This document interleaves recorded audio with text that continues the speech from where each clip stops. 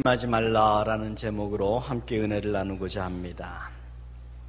오늘 본문인 요한복음 14장에 이르기까지 예수님의 제자들은 완벽하게 예수님의 보호막 아래 있었습니다. 이제까지는 이단 사상들이 예수님을 공격해도, 제자들을 공격해도 예수님이 막아주셨습니다. 종교 지도자들이 예수님과 예수님의 제자들을 공격해도 예수님이 막아주셨습니다. 바다 한가운데서 광풍이 일어나도 예수님이 해결해 주셨고, 광야 한가운데서 먹을 것이 없어도 오병이어의 기적으로 예수님이 피할 길을 열어주셨습니다. 예수님만 따라다니면 모든 것이 해결되었습니다. 그런데 이제 문제에 부딪혔습니다. 왜냐하면 예수님이 지금 요한복음 14장에서 내가 이제 너희를 떠나갈 거다, 그리고 나 있는 곳엔 너희가 못 올 거다, 이렇게 말씀을 하신 겁니다. 이 말씀을 들은 제자들은 아마 연줄에서 끊어진 연처럼 굉장히 당황했을 것입니다. 자기를 지켜주던 보호막이 없어진 겁니다. 그렇게 두려움과 근심 가운데 떨고 있는 예수님의 제자들에게 주님은 이렇게 말씀하십니다. 내가 아버지께 구하겠으니 그가 또 다른 보혜사를 너희에게 주사 영원토록 너희와 함께 있게 하실 것이다. 내가 간다고 걱정하지 마라, 보혜사를 보내주실 것이다 그랬는데, 이 보혜사는 영어로는 킹 제임스 버전과 NIV 버전이 다른 단어를 사용합니다. 한쪽에선 카운슬러라는 단어를 사용하는데, 이 카운슬러는 미국의 법정에서 변호사를 카운슬러라고 합니다. 상담가 또는 변호사, 변호해주는 자, 이런 뜻이죠. 예수님은 우리와 상담하시고 우리의 연약함을 하나님 아버지 앞에서 변호해 주시는 분, 카운슬러라고 되어 있습니다. 근데 NIV에서는 컴포터라고 되어 있습니다. 이 컴포터는 이제 미국 문화를 조금 이해하시면 되는데, 한국에 덮고 자는 이불이 있는데 미국에서는 침대 위에서 이불 밑에 얇은 시트를 하나 덮고 시트 위에 컴포터라고 이불을 두꺼운 걸 덮습니다.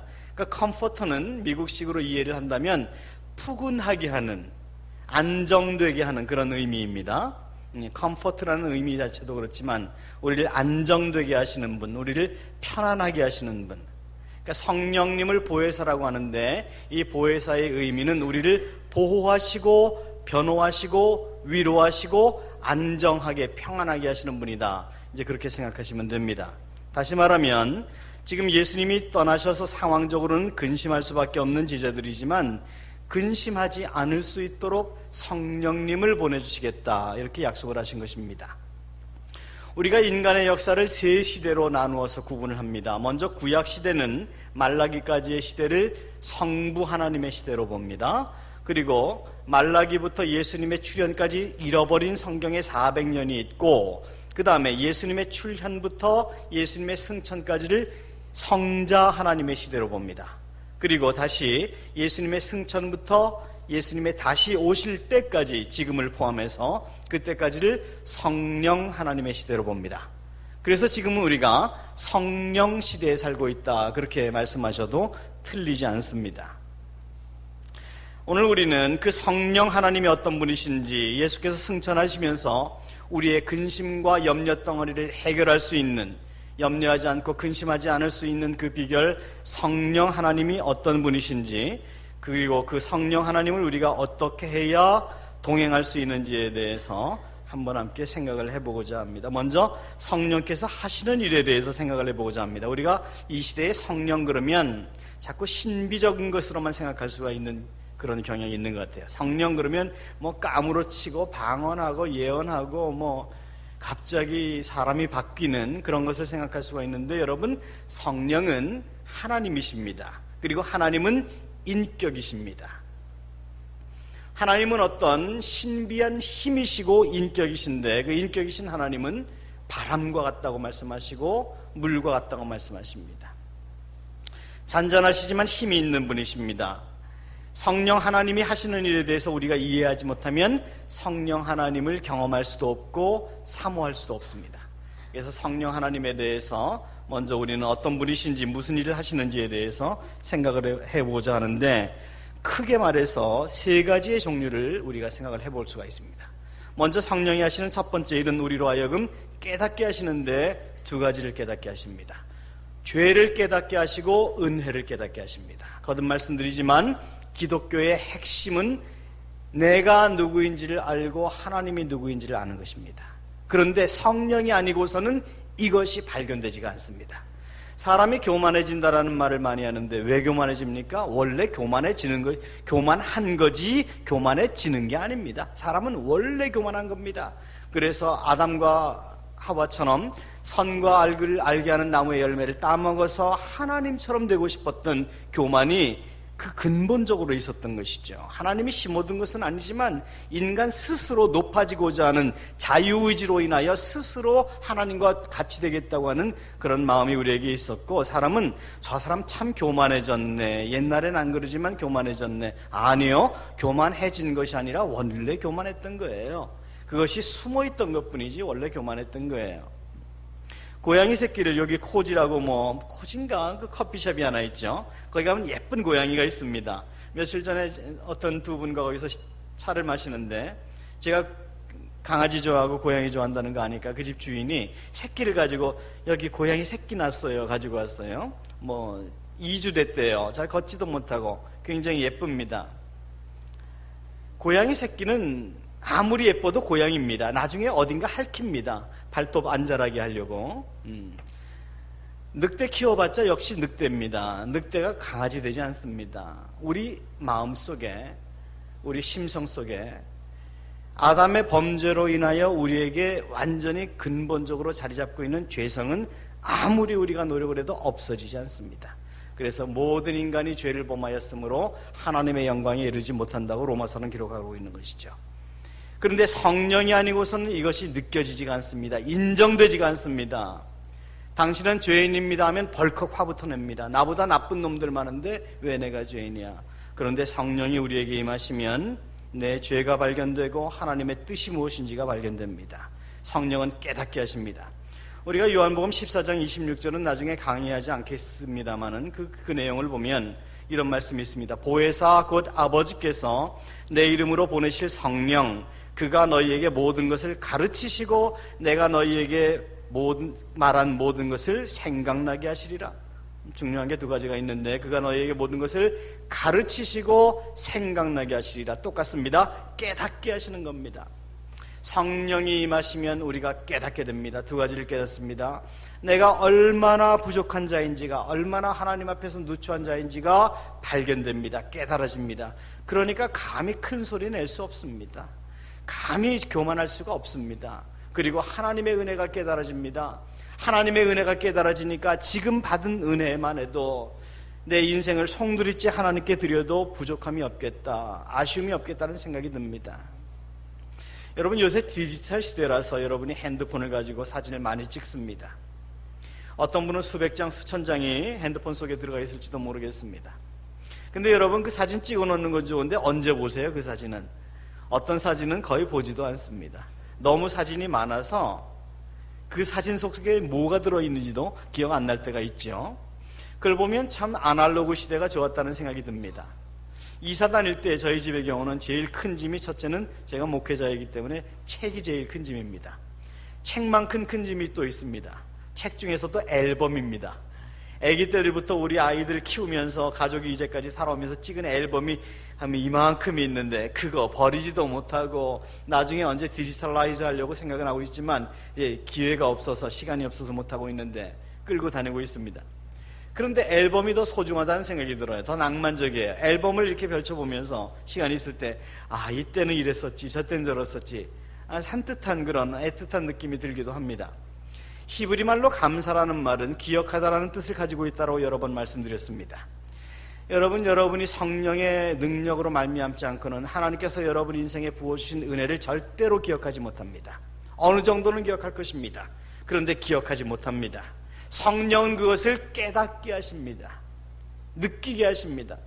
그래서 성령이 임하시면 바로 하나님께서 우리에게 주신 은혜가 얼마나 크며 그 은혜 앞에서 내가 지금도 얼마나 교만한 존재인지, 가만 놔두면 용수철처럼 툭 튀어나갈 수 있는, 언제든지 성령으로 억압하지 않으면, 붙들어 주시지 않으면 언제든지 튀어나갈 수 있는 교만한 존재가 나이라는 것이 인정이 되니까 감히 입을 못 벌리겠더라는 거죠. 성령은 깨닫게 하세요. 공항에 가면 엑스레이 머신이 있습니다. 우리 눈으로 봐서는 아무렇지도 않은 가방이지만 그 엑스레이 머신 속으로 가방이 들어가면 그 안에 뭐가 들어있는지 다 보이는 거예요. 성령이 바로 엑스레이 머신과도 같이 우리로 하여금 하나님의 은혜를 보이게 하시고 우리 속에 있는 죄를 보게 해요. 하나님의 뜻을 깨닫게 해요.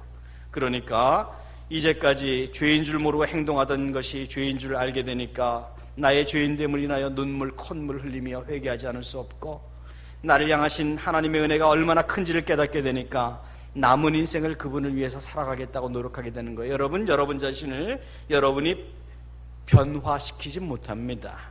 누구도 변화시키지 못합니다. 그런데 성령의 은혜가 임하면 성령이 나를 변화시키시는 것이 아니라 성령이 나에게 임하면 하나님의 은혜가 발견되어서 그 크신 하나님의 은혜에 합당한 삶을 살기 위해서 내가 이렇게 살면 안 되겠다라는 내적인 변화가 내 속에서 일어나는 거예요.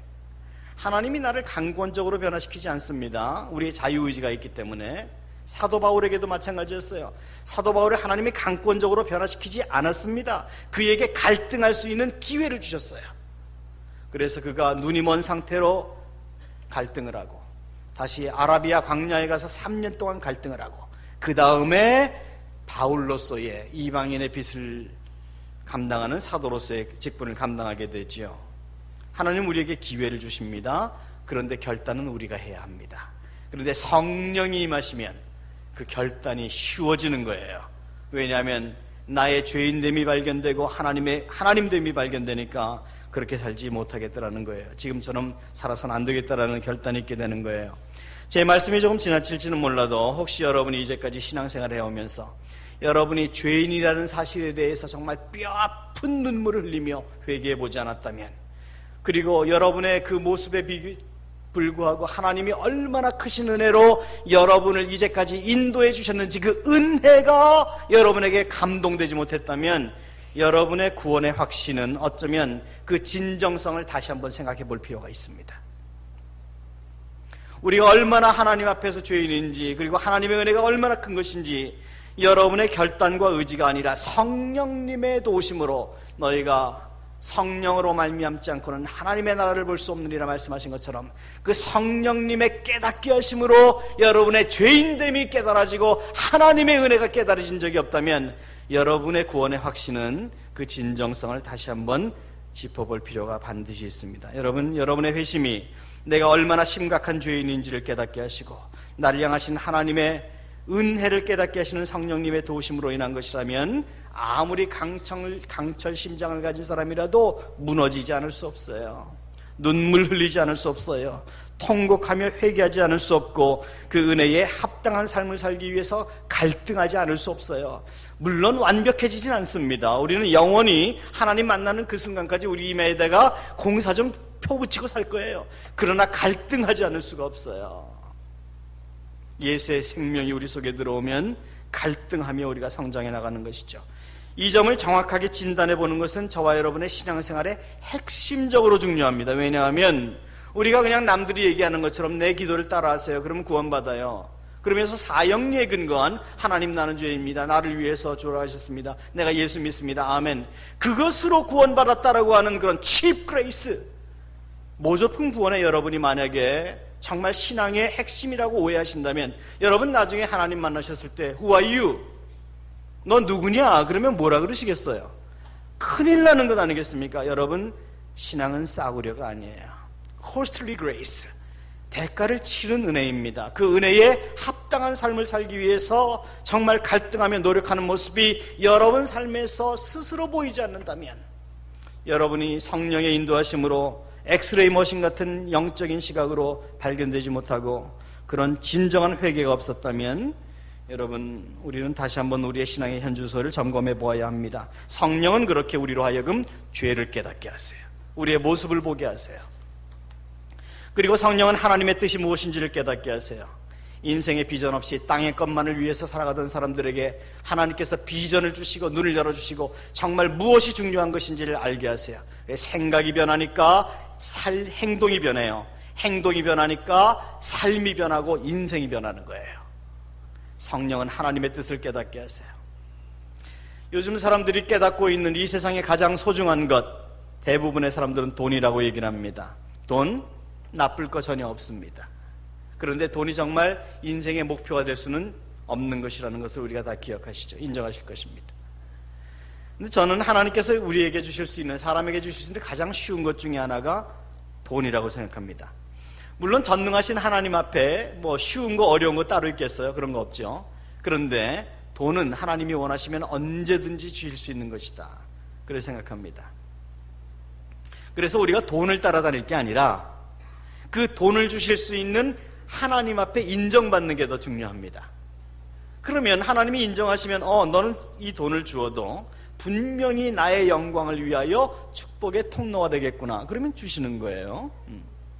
미국의 인터넷 경기가 한창 활성화되던 1990년대 중반에 제가 살던 산호세를 실리콘밸리라고 하는데, 그 동네에서 30대 이하의 억만장자라고 하면 보통 우리 돈으로 100억 원 이상을 얘기를 하는데, 그 100억 원 이상의 재산을 가진 30대 이하의 억만장자가 하루에 8명씩 나온다 그랬습니다, 그 당시에.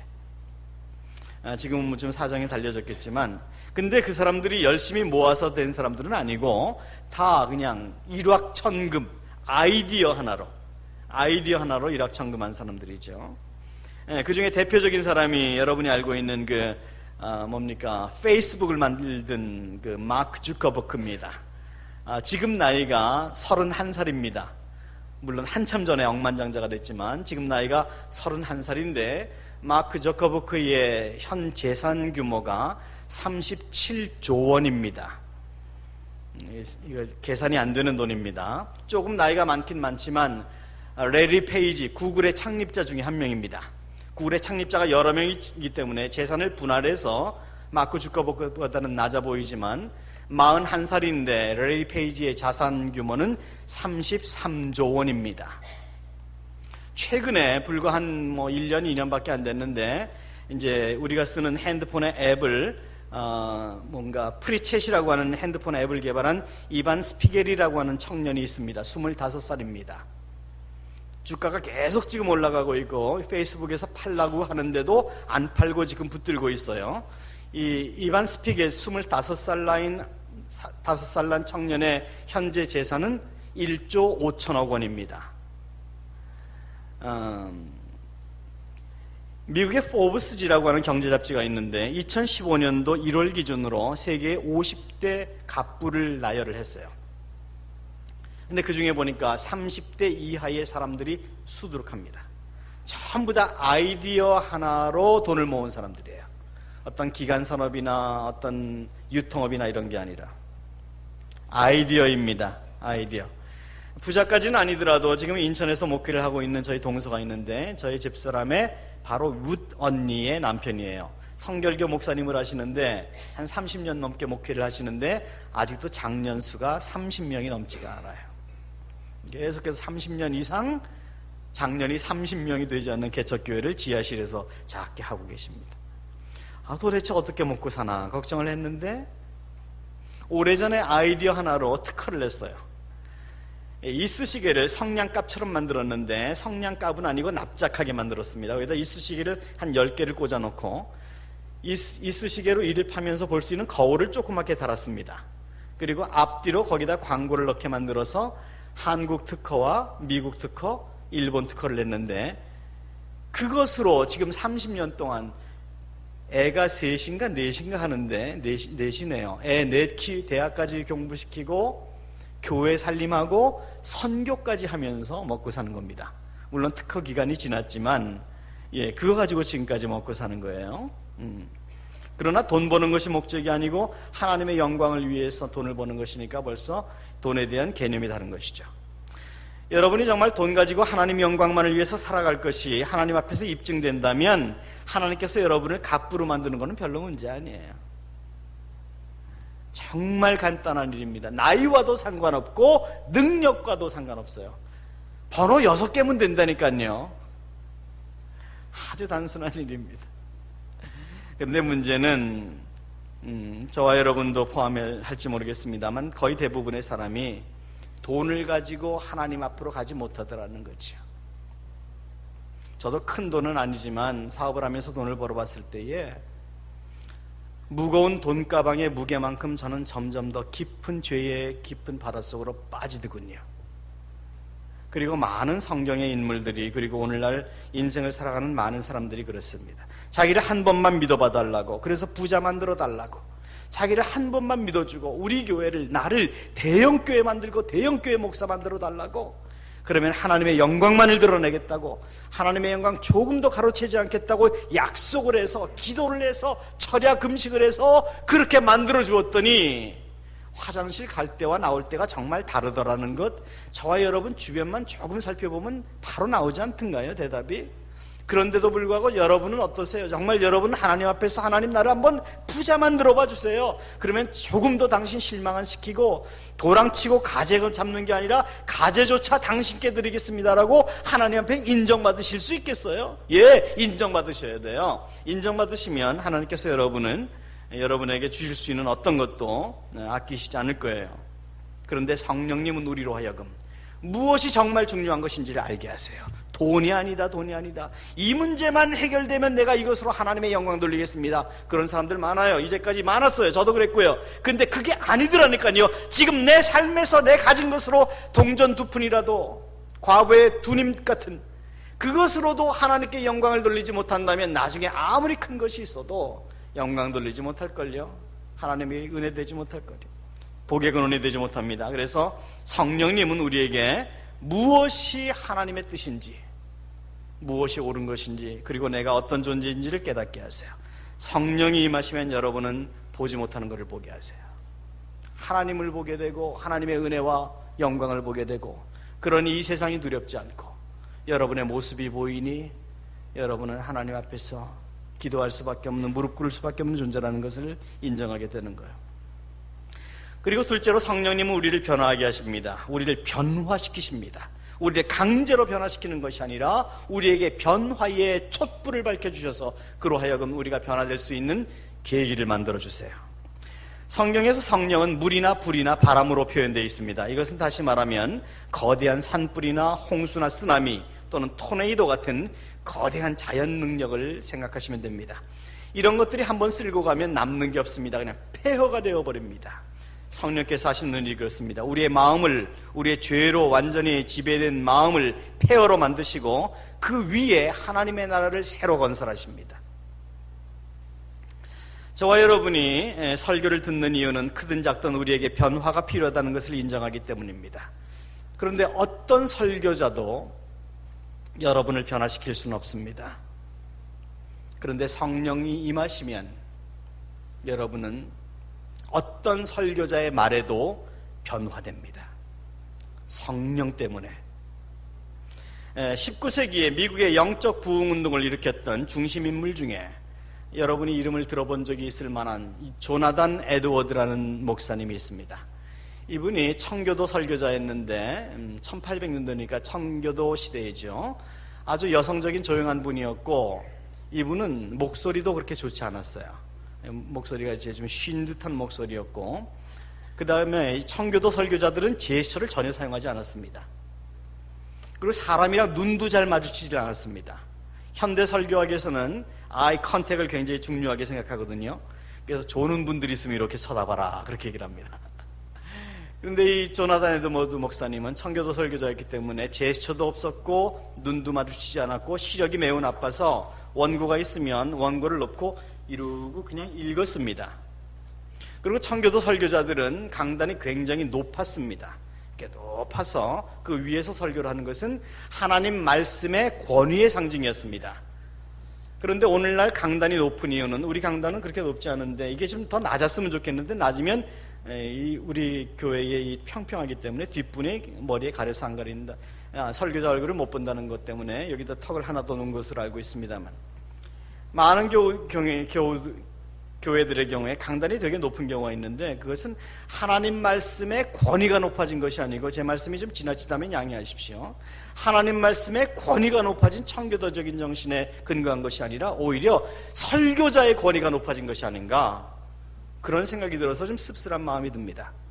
그런데 아무튼 그러한 조나단 에드워드 목사님이 조용하게 어느 날 하나님 진노 아래 놓여있는 죄인들이라는 제목의 설교를 읽어나갔는데 제가 그 대목 중에 한 부분을 읽어드리겠습니다. 여러분이 눈으로 보시면서 제가 읽는 부분을 따라오시면 됩니다. 죄인들이여, 당신들이 처해 있는 위험천만한 상황을 잘 살펴보시기 바랍니다. 이미 하나님 진노의 불길은 타오르고 있으며 뜨겁게 달아오른 지옥의 불구덩이는 당신을 받아들일 준비가 되어 있습니다. 당신은 오직 예수를 제대로 믿는 길 이외에는 이 무서운 하나님의 진노를 피할 길이 없습니다. 어서 예수 그리스도를 마음으로 영접하시고 새로운 삶을 사십시오. 하나님의 진노를 피하십시오. 조나단 에드워드가 이 설교를 읽어가고 있을 때에 성령의 강한 임재가 그 회중 가운데 임했다고 역사가들은 기록을 합니다. 그래서 그 설교를 듣고 있던 회중들은 그 바닥에 엎드려서 통곡하고 회개하기 시작했고 그 회개의 물결이 미국 전역으로 번져나갔다고 그렇게 미국의 교회 역사가들이 기록을 하고 있습니다. 영적 부흥의 불길이 되었던 겁니다. 조나단 에드워드가 그들을 변화시킨 것입니까? 아니요, 성령께서 하신 것입니다. 물론 조나단 에드워드 같이 그런 맑은 깨끗한 영성의 소유자를 통해서 하나님이 역사하셨지만 결국은 성령이 하신 것입니다. 다메섹에서 빛으로 나타나신 예수를 만나서 새로운 인생을 살게 된 바울은 그렇게 고백했습니다. 누구든지 그리스도 안에 있으면 새로운 피조물이라, 이전 것은 지나갔으니 보라 새 것이 되었도다. 여러분, 바울이 다른 사람이 된 것입니까? 아니요, 똑같은 모습, 똑같은 인품을 가진 바울입니다. 무엇이 바꾸신 것입니까? 새로운 피조물은 무엇이 바뀌었다는 것입니까? 사람이 바뀐 게 아니에요. 사람은 그대로예요. 근데 인생을 살아가는 목적이 바뀐 거예요. 용도가 바뀐 거예요. 성령이 임하시면 사람은 그대로일지 몰라도 용도가 바뀝니다. 인생의 목적이 바뀝니다. 비전이 바뀌어지는 겁니다. 이렇게 생각해 보시면 돼요. 오래전에 제가 수원에 근무하다가 본사에 근무 발령이 나는 바람에 본사로 갑자기 이동을 하게 됐는데, 이제 그 서울에서 수원으로 오는 통근차는 수십 대가 있는데 수원에서 서울 본사 삼성 본관으로 나가는 차는 통근차가 없는 거예요. 그러니까 통근차가 없으니까 뭐 시외 버스를 타든지 뭐 자가용이 있던 시절 아니니까 전철을 타든지 해야 되는데 보통 시간이 걸리는 게 아니에요. 그래서 이제 서울에다가 집을 얻어야 되겠다 싶어서 이제 집을 얻는데, 직장 끝나고 얻어야 되니까 그때 우리가 아이가 하나 있을 때였을 겁니다. 직장을 끝나고 얻으니까 이제 뭐 깜깜할 때 얻게 되는 거죠. 신림동에 어떤 집을 얻었는데 밤에 얻었습니다. 밤에 얻었는데 옥탑방이었습니다. 옥상 위에 집을 하나 지어놓은 거예요. 밤에 보니까 너무 시원하고 별 하나 별들 나둘 이거 하기도 좋고 너무 낭만적인 거예요. 그래서 딱 계약을 했습니다. 이겁니다. 계약을 했는데 단 하나 마음에 걸리는 것이, 그 옥탑방으로 올라가려면 이 옆으로 계단, 철로 된 계단을 올라가야 되는데 이게 겨울에 눈이 오고 비가 오고 얼면 좀 불편하겠다. 그렇지만 워낙 제가 또 낭만을 좋아하는 사람이라서 넓어서 얻었습니다. 그리고 그 다음 주일날 제 아내와 함께 가봤더니 기겁을 하는 거예요. 다 좋은데 그 집에 화장실이 없는 거예요. 그 화장실 가려면 그 철탑으로 된 그 계단을 밖으로 내려와서 마당이 하나가 있는데, 거기다가 더 큰 문제는 그 화장실이 재래식인 거예요. 통나무 이렇게, 통에다가 그냥 나무떼기 2개 올려놓은 거, 통나무입니다. 제 아내가 지금도 뭐 그 증상이 나아지진 않았지만 옛날부터 그 공주병이 있었습니다. 자기는 죽어도 재래식은 못 간다는 거예요. 근데 뭐 계약금 걸었으니 그거 해약할 수도 없고, 제가 또 머리가 좀 빠르게 돌아가지 않습니까? 기묘한 방안을 냈습니다. 좋다, 5강 사다 줄게. 그러니까 웬만하면 밖에 나가서 슈퍼 같은 데 가서 해결하고, 나 없을 때 집에서 꼭 볼 일 있으면 5강에다 해라. 그래가지고 구리로 된 5강을 하나 사가지고 이사 갈 때 가지고 왔습니다.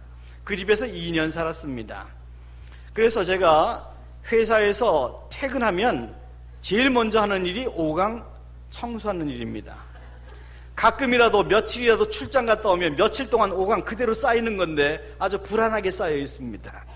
근데 여러분, 그건 넘버 1 치우는 거는 괜찮아요. 근데 넘버 2, 그것도 들러붙어 있는 거, 그거 보통 일 아니에요. 새색시가 냄새는 왜 이렇게 고약한지.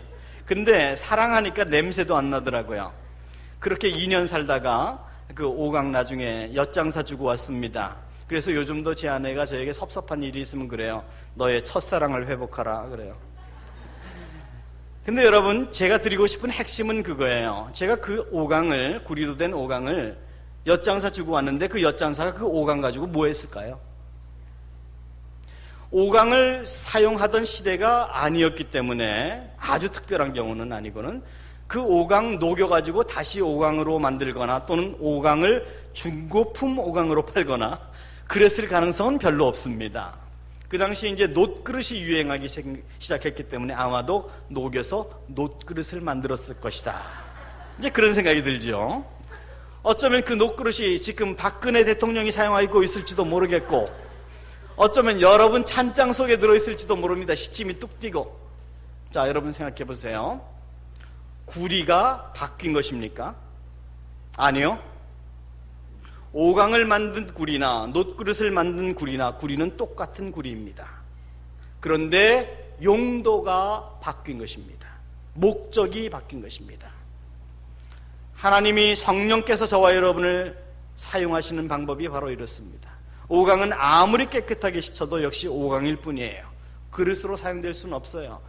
우리 행위가 아무리 깨끗해도 우리 행위로는 구원받을 수 없습니다. 의인은 이 세상에 하나도 없습니다. 조나단 에드워드의 지적처럼 모두가 하나님의 진노 아래 놓여있는 죄인들이에요. 그런데 성령께서 우리를 바꾸십니다. 우리의 목적을 바꾸세요. 우리가 살아가는 목적을 바꾸게 하세요. 성령님은 우리의 삶의 목적을 바꾸세요. 그리고 마지막으로 성령님이 하시는 또 하나의 역할이 있는데, 이것은 바로 우리를 이 세상에서 보호하신다고 하는 것입니다. 성령님은 이 세상에서 우리를 보호하세요. 아프리카 국립공원에 가면 사파리 자동차가 있습니다.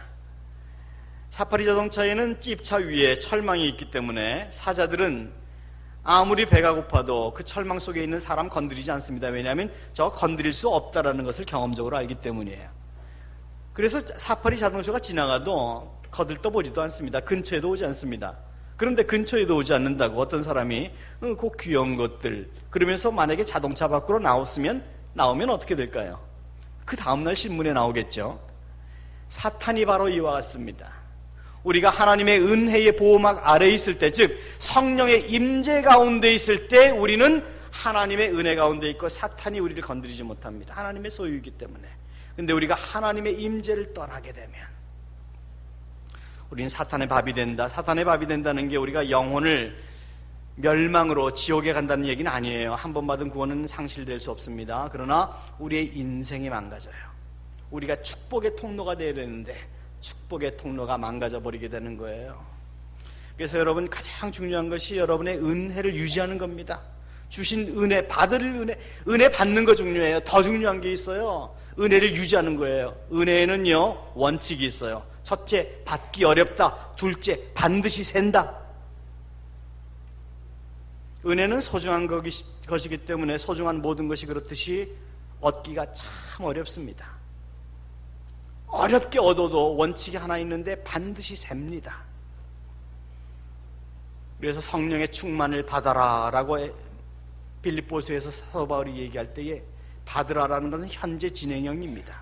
지속적인 공급 형태를 얘기를 합니다. 은혜 유지하는 것이 어쩌면 받는 것보다 더 힘듭니다. 은혜를 유지하셔야 돼요.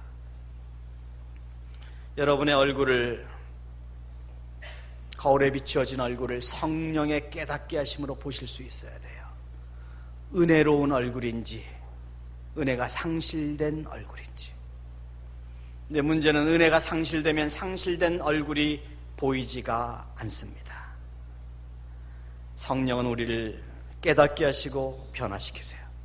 잠언 29장 25절에 이런 말씀이 있습니다. 사람을 의지하면 올무에 걸리거니와 여호와를 의지하는 자는 안전하리라.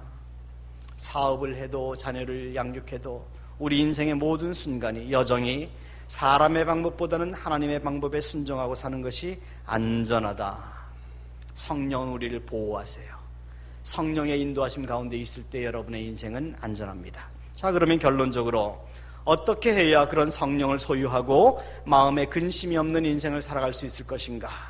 한 세 가지로 생각해보고 말씀을 마무리하려고 합니다. 첫째, 여러분, 그런 성령의 충만함과 변화시키심과 깨닫게 하심과 보호하심 가운데 있기를 원하신다면 무엇보다도 여러분은 그 성령을 사모하셔야 합니다. 성령을 사모하셔야 합니다. 예수님은 누가복음 11절에서 이렇게 말씀하셨어요. 11장에서 이렇게 말씀하셨습니다. 구하라 그리하면 너에게 주실 것이요 찾으면 찾을 것이요 문을 두드리라 그리하면 너에게 열릴 것이다. 많은 사람들은 이 부분을 강청기도의 능력이라고 이해를 합니다. 뭐든지 구하고 찾고 두드리라 그러면 예수께서 주실 것이다. 아니요. 성경은 전체적인 컨텍스트를, 전체적인 문맥을 보아야만 합니다. 이 말씀에 뒤이어서 예수님께서는 이렇게 말씀하셨습니다. 너희 중에 아비된 자 누가 아들이 생선을 달라 하면 생선 대신에 뱀을 주며 알을 달라 하면 전갈을 주겠느냐. 너희가 악할지라도 좋은 것을 자식에게 줄 줄 알거늘 하물며 너희 하늘 아버지께서 구하는 자에게 성령을 주시지 않겠느냐. 자, 그러니 찾으라 구하라 두드리라의 목적절이, 결론절이 무엇입니까? 성령입니다. 무엇을 찾고 무엇을 두드리고 무엇을 구하라고 말씀하신 것입니까? 성령입니다. 성령을 찾고 구하고 두드리라. 사모해야 성령의 임재 가운데 있다 말씀하십니다. 요한복음 7장에서는 예수님이 또 이렇게 말씀하셨습니다. 누구든지 목마르거든 내게로 와서 마셔라. 나를 믿는 자는 성경의 이름과 같이 그 배에서 생수의 강이 넘쳐나리라. 목마르거든, 갈증입니다. 하나님 은혜에 대한 갈증입니다. 하나님 내가 이렇게 살 수는 없습니다. 지금 내 모습에 만족이 되지 않습니다. 내가 이 정도로 살아서는 하나님 은혜에 합당한 삶이 아닙니다 라고 하는 갈증, 은혜에 대한 갈증. 내 삶에 아무런 문제가 없어서 갈증이 있는 것이 아니라 문제가 없는 것이 오히려 갈증인, 하나님을 위한 고난이 내게 있지 않은 것이 갈증인 그런 영적인 갈증이 있는 자에게 그 배에서 생수의 강이 넘치게 하겠다 말씀하십니다. 의에 줄이고 목마른 자는 복이 있나니 저희가 배부를 것이라는 말씀도 마찬가지 의미에서 해석이 됩니다. 성령 충만을 사모하십시오. 사모하셔야만 됩니다. 성령 충만을 사모하시고 은혜를 사모하셔야만 합니다. 예배를 사모하시고 기도를 사모하셔야만 합니다. 혹시 그렇게 말씀하실 분이 계실지도 모르겠습니다. 내가 은혜도 사모하고 기도회도 사모합니다. 예배도 사모합니다. 그런데 도무지 시간이 없습니다. 여러분, 성령은 우리에게 깨닫게 하시는 분이라고 처음에 말씀드렸습니다. 여러분 스스로에게 속으시면 안 됩니다. 여러분은 시간이 없어서 예배를, 기도회를, 은혜를, 성령을 사모하지 않는 것이 아니라 마음이 없어서 못하시는 것입니다. 사람은요, 마음이 있으면요 아무리 바빠도 그 일을 합니다. 사람은 마음이 있으면요 아무리 돈이 없어도 그 물건을 삽니다. 마음의 문제입니다. 너희가 세상과 하나님을 더불어 섬기지 못할 것이라고 예수님은 선명하게 금을 그으십니다. 성령 충만함을 사모하셔야 합니다. 사모하셔야 은혜를 받습니다. 그리고 둘째, 어떻게 성령님과 동행할 수 있는가? 성령님과 동행함으로 근심 없는 인생을 살 수 있을 것인가? 여러분의 죄를 회개하셔야만 합니다. 성령님을 여러분 삶의 주인으로 모셔드리려면 여러분 마음의 집이 청소되어야만 합니다. 집을 청소하지 않고 귀한 성령님이 여러분 집에 거하실 수는 없는 겁니다. 사도행전 2장을 보면 오순절날 마가의 다락방에서 120명의 성도들이 성령의 임재를 기대하며 사모하며 기도할 때에 성령께서 그들에게 임하셨습니다. 예수님께서 승천하시면서 너희는 예루살렘을 떠나지 말고 내가 너희에게 약속한 성령이 임하시기를 기대하라 하셨습니다. 그래서 그들은 예루살렘을 떠나지 않고 그 핍박 가운데서, 위기 가운데서도 예루살렘에서 마가의 다락방으로 알려진 그 다락방에서 한 120명의 성도들이 성령의 임재를 사모하며 기도하고 있었습니다. 사모하는 가운데 오순절에 그들에게 성령의 임재가 있었습니다. 그 위험한 상황 가운데 그들의 사모함이 얼마나 절박했을까요? 저와 여러분이 만약에 성령의 충만함을, 임재함을 느끼지 못하고 살아간다면 그 이유는 어쩌면 우리가 절박하지 않기 때문은 아닐까요? 여러분은 언제 그런 절박한 기도 드려보셨습니까? 정말 목이 쉬게, 하나님 이 문제가 해결되지 않으면 안 되겠습니다. 하나님, 내가 남은 내 인생이 지금처럼 살아서는 안 되겠습니다. 하나님, 내 자녀들이, 내 가정이, 우리 국가가, 우리 교회가 하나님의 은혜가 없이는 지금 망해가고 있습니다. 무너지고 있습니다라고 하는 절박한 기도가, 그 마지막 절박한 기도가 여러분에게는 언제였습니까? 제가 이렇게 도전적으로 말씀드리는 것을 양해해 주시길 바랍니다. 우리는 절박하지 않습니다. 절박해야 될 일에 절박하지 않습니다. 그래서 성령의 임재를 경험하지를 못합니다. 죄를 고백해야만 합니다. 그때 그 오순절에서 성령이 충만했던 베드로가 오순절을 기념하기 위해서 모여들었던 유대인들에게 그렇게 설교를 했습니다. 형제들아, 너희가 회개하여 예수 그리스도의 이름으로 침례를 받고 죄사함을 받으라. 그리하면 성령을 선물로 받을 것이다. 어떻게 할 때 성령을 선물로 받는다 그랬습니까? 회개할 때에 성령을 선물로 받을 것이다. 혹시 언제부터인지 자신의 삶의 염려와 근심에 어두운 그늘이 드려져 있다고 느끼시는 분은 없습니까? 분명히 아무리 살펴봐도 옛날보다 잘 사는 것 같은데 마음에 기쁨은 없는 것처럼 느끼시는 분은 없습니까? 뭔가 사람 간의 관계도 뭔가 막힌 것 같고 하나님과의 관계도 뭔가 꽉 막힌 듯한 느낌 받으시는 분 없습니까? 여러분은 성령의 계시하심으로, 깨닫게 하심으로 성령의 임재 가운데 계신지 아닌지를 살펴보셔야만 합니다. 여러분이 신앙인으로 살아가는지 종교인으로 살아가고 있는데도 그것을 인식하지 못하는지를 꼭 성령의 깨닫게 하심으로 발견하셔야만 합니다. 진리를 알지니 진리가 너희를 자유케 하리라고 예수님은 말씀하셨습니다. 진리 대신 그리스도의 영 성령께서 우리를 자유하게 하십니다. 그리고 그것은 반드시 우리가 회개할 때에 우리에게 부어주시는 하나님의 선물임을 기억하셔야 합니다. 그리고 마지막으로 우리가 무엇을 어떻게 해야 성령을 소유함으로 마음에 근심이 없는 축복되고 성공적인 인생을 살아갈 수 있는가? 그것은 바로 믿음과 믿음에 따른 순종이 뒤따라야만 합니다. 믿음과 순종입니다. 기독교의 모든 축복은 믿음의 기초에서 뿌리를 내리고 순종의 기초에서 열매를 맺습니다. 그리스도를 나의 구세주로 믿음으로 죄에서 의롭다함을 얻고 하나님의 백성이 됩니다. 그런데 우리는 하나님 백성이 된 그 의롭다함을 그대로 유지하는 것이 아니라 그 의롭다함에 합당한 삶을 살아갑니다.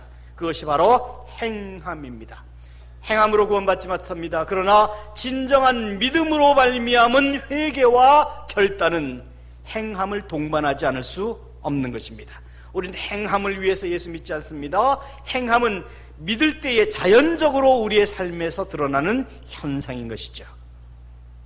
저와 여러분 마음에 근심이 없는 인생과 행복한 인생을 살고 싶다면 주님도 그러한 소원을 우리를 향해서 가지고 계시다는 것을 잊지 마십시오.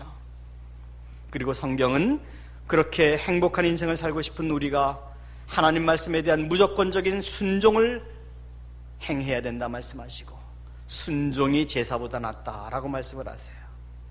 여러분 잊지 말아야 될 것이 있습니다. 그것은 바로 우리가 이 세상에서 우리 인생을 근심하게 만들 수 있는 유일한 존재가 우리라는 거예요. 하나님은 우리가 근심하게 되기를 원치 않으십니다. 사탄은 우리를 근심하게 만들 권리가 없어요. 하나님의 소유이기 때문에 우리가 우리를 근심하게 합니다. 어떻게 해요? 성령의 임재로부터 우리가 도망해요. 탕자처럼 아버지의 집을 떠나요. 구원을 상실하진 않습니다. 그러나 우리는 근심된 인생을 살게 될 것입니다. 망가진 인생을 살게 될 것입니다. 내 속에 독사처럼 웅크리고 있는 죄의 근성, 우리의 자아, 우리의 의지를 성령 하나님께 양도해야만 합니다. 내 힘과 결심 약하여 늘 쓰러지기 쉬우니 주 뜻대로 날 비드사 날 구원하소서. 여러분이 한 주간에도 여러분의 모든 자아를 그 성령 하나님께 내려놓으십시오. 양도하십시오. 성령 하나님 여러분 삶을 통치하시기를 절박한 심정으로 사모하십시오. 저는 오늘 여러분에게 예수께서 보내주시기로 약속했던 성령님이 어떤 분이신지, 그리고 우리가 무엇을 어떻게 해야 그 성령의 임재 가운데 거할 수 있는지에 대해서 말씀을 드렸습니다.